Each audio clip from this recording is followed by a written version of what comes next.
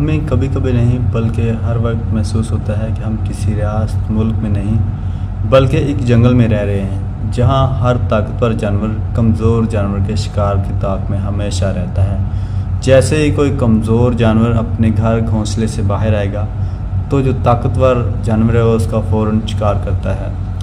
ऐसी मिसाल है, अगर कोई आम आदमी, आम शख्स, मिडिल क्लास का बंदा, गरीब अपने हकूक़ के लिए एहतजाज करने के लिए घर से बाहर निकलेगा, हमारी फोर्सेस, हमारे जो बड़े ऊपर बैठे हुए हैं, वो उनका जो सामना है वो गोलियों से करते हैं, तशद्दुद से करते हैं, आंसू गैस करते हैं।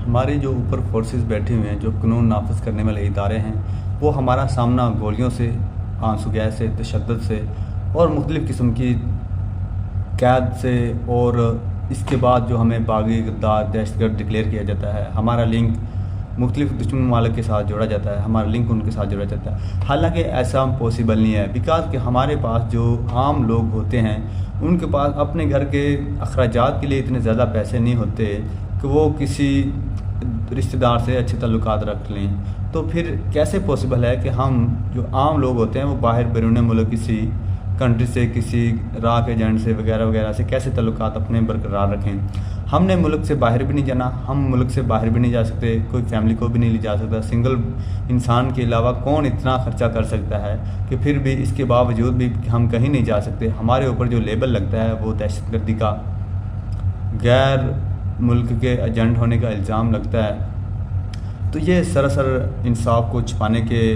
बराबर होती हैं चीज़ें। तो लिहाजा हमारे जो फोर्सेस हैं, इनको ऊपर जो बैठे हैं लोग, इनको सोचना चाहिए कि जिस तरह से वो इस मसले को डील करते हैं, एहतजाज को डील करते हैं, इससे कभी भी मुल्क में डेवलपमेंट, जब तक हम अपने मुल्क में अदलिया को, जो अदल का निज़ाम है, इंसाफ का निज़ाम है, वो बेहतर नहीं कर सकते, तो हम अपने मुल्क में डेवलपमेंट कभी भी नहीं कर सकते। दूसरे कंट्रीज़ जिनके पास इतने पैसे भी नहीं थे, वो सिर्फ़ और सिर्फ इंसाफ, अदल, टेक्नोलॉजी की बेस पर कितना आगे हमसे चले गए हैं कि हमारे लोगों को वहाँ जाकर नौकरियाँ करनी पड़ती हैं।